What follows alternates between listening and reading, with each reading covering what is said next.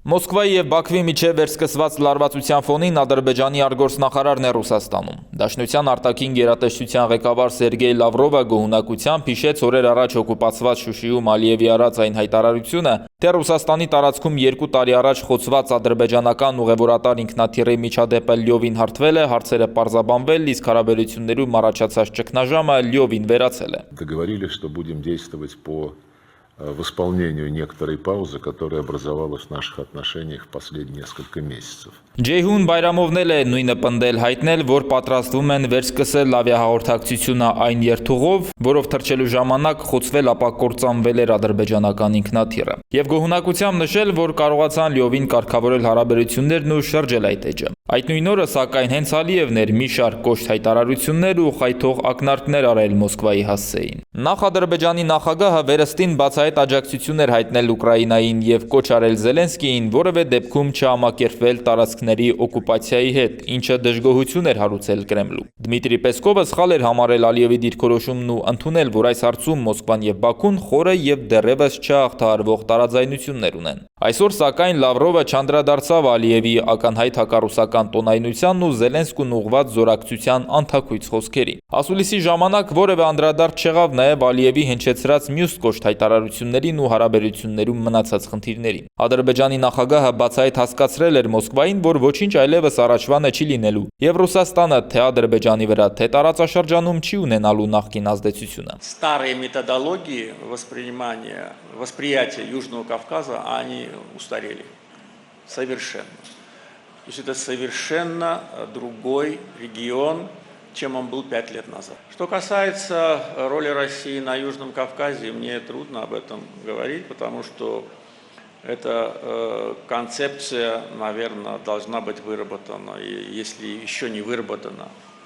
в России. Ալիևն օրեր առաջ հայտարարել էր, որ 3 գումարած 3 տարածաշրջանային ձևաչափի իմաստը հիմա այդքան էլ չի տեսնում։ Պնդել էր, որ այն չպետք է որևէ դեպքում վերածվի նոր Մինսկի խմբի հայ-ադրբեջանական հարաբերությունները կառավարելու նպատակով, այլ պետք է լինի այնպիսի հարթակ, որտեղ բոլոր երկրները հավասար կարգավիճակ կունենան։ Ակնարկը բնականաբար հենց Մոսկվային էր ուղղված մանավանդ, որ Ալիևը հերթական անգամ պնդեց, թե իրենք փոքր պետության փոխարեն միջին տերություն են դառնում։ Եվ կրկին այս հայտարարությունն այն ծիրի մեջ էր, որ թույլ չեն տալու Ռուսաստանին վերականգնել նախկին ազդեցությունը Հարավային Կովկասում։ Լավրովը հասցեական չարձագանքեց Ալիևի այս նախապայմաններին։ Նորից ձևաչափի կարևորությունը շեշտեց եւ ասաց միայն, որ չպետք է թույլ տան Արևմուտքին միջամտել տարածաշրջանի գործերին։ Рассчитываем, что в ближайшее время наши азербайджанские и армянские коллеги договорятся по графику следующих министерских заседаний, и мы определимся, где оно состоится, в Баку или в Ереване, при понимании, что следующее состоится уже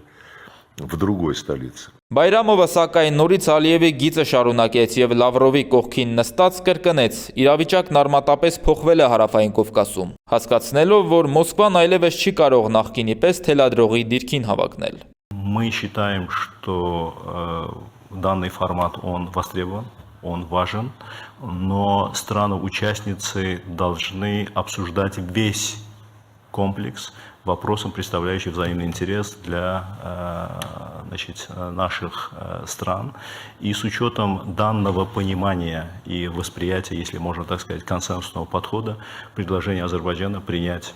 данную платформу в нашей стране, оно остается в силе. Հայ-ադրբեջանական հարաբերություններին շատ համառոտ անդրադարձ եղավ, առանց նոր ու որևէ էական ասելիքի։ Լավրովը կրկին առաջարկեց Մոսկվայի միջնորդությունը, Բայրամովն էլ հիշեցրեց Հայաստանի հետ բանակցություններում դեռևս առկա անելիքները, ակնարկելով թերևս սահմանադրությունը փոխելու պահանջը։ Սյունիքով ամերիկյան վերահսկողությամբ կառուցվելիք Թրամփի ուղու մասին էլ որևէ խոսք չգնաց, թեև Մոսկվան անընդհատ վերջերս պահանջում է ապահովել իրենց ներգրավվածությունն այդ ծրագրում, քանի որ պնդում են, առանց Ռուսաստանի ծրագիրն իրականություն չի դառնա։ Լավրովն ու Բայրամովը չխոսեցին նաև նախորդ տարի երկու երկրներում միմյանց քաղաքացիների դեմ սկսված հետապնդումներից, երբ Ռուսաստանի ուժային կառույցները սկսեցին ճնշումներն ադրբեջանական Սփյուռքի վրա, Բաքվում էլ փակվեցին ռուսական տունը, Սպուտնիկը, իսկ Դաշնության մի քանի քաղաքացիներ կալանավորվեցին եւ մինչ օրս Բաքվի բանտում են։ Չլուծված այս խնդիրների մասին հարց չհնչեցրին նաև ասուլիսին մասնակցող ադրբեջանական եւ ռուսական լրատվամիջոցները, ինչը հիմք է տալիս ենթադրելու, որ կողմերը չեն ուզեցել շոշափել այս հարցերը, թեև վստահաբար քննարկել են փակ դռների հետևում։